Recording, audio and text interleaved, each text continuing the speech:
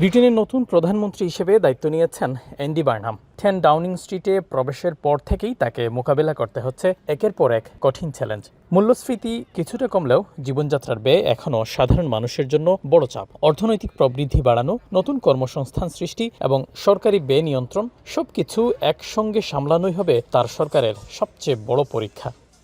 প্রধানমন্ত্রী হিসেবে দায়িত্ব গ্রহণ করার পরে অ্যান্ডি বার্নহাম যে বক্তৃতা করেছেন এবং যে ঘোষণাগুলো দিয়েছেন তার মধ্যে একটা উল্লেখযোগ্য হচ্ছে যে কস্ট অফ লিভিং বা জীবনযাত্রার যে ব্যয় বৃদ্ধি সেটি যে সাধারণ মানুষকে ভোগাচ্ছে সেটি সম্পর্কে তিনি জানেন এবং সেটা যে একটা অন্যতম প্রায়োরিটি বা প্রাধান্য সেটি তিনি বলেছেন, সেটি নিয়ে তিনি কাজ করতে চান। এই যে একটা মানবিক জায়গা থেকে বিষয়গুলোকে দেখা এবং ক্ষমতার বিকেন্দ্রীকরণ, সাধারণ মানুষের দুর্ভোগকে তিনি যে আমলে এনেছেন বা তার মাথায় নিয়ে তিনি যে পরিকল্পনা সাজাচ্ছেন, এটি এক ধরনের আশার সঞ্চার করেছে ব্রিটেনের সাধারণ বা ওয়ার্কিং ক্লাস বা মধ্যবিত্ত শ্রেণীর ভেতরে।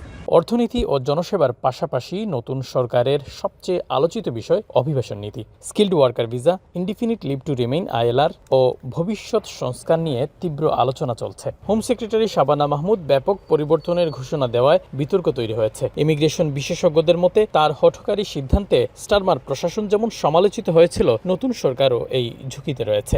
শাবানা মাহমুদ আবার নতুন গভর্নমেন্টের হোম সেক্রেটারি হিসেবে দায়িত্ব পেয়েছেন এবং তিনি চেষ্টা করছেন যে তার যে প্ল্যান, সেই প্ল্যানটি তিনি বাস্তবায়ন করবেন। এবং ইতিমধ্যে তিনি প্রথম প্রতিক্রিয়া বলেছেন যে she will finish her business. তো যদি তিনি সেই বিজনেস, যে ইমিগ্রেশন রুলস যে টাফ করার যে বিজনেস যদি তিনি বাস্তবায়ন আবার করেন, সকলের মধ্যে যে উদ্বেগ, সেই উদ্বেগ থাকবে। যে উদ্বেগের কারণে আপনার প্রিভিয়াস প্রাইম মিনিস্টারকে চলে যেতে হয়েছে কেয়ার স্টারমারকে, আবার নতুন গভর্নমেন্ট অ্যান্ডি বার্নহামেরও হয়তো সেই বিতর্কের মুখে পড়তে হবে। নির্বাচনী প্রতিশ্রুতির বাস্তবায়নের চাপ, দলের ভেতরের প্রত্যাশা এবং আন্তর্জাতিক অনিশ্চয়তার মধ্যেই যাত্রা শুরু করেছেন অ্যান্ডি বার্নহাম। এখন তার প্রতিটি সিদ্ধান্ত শুধু ওয়েস্টমিনিস্টারের রাজনীতিকেই নয়, বরং ব্রিটেনে বসবাসকারী লাখো মানুষ, অভিবাসী, কর্মজীবী পরিবার আর ব্যবসায়ীদের ভবিষ্যৎ এবং দৈনন্দিন জীবনকে গভীরভাবে প্রভাবিত করবে। শরীফুল ইসলাম চৌধুরী, এখন লন্ডন।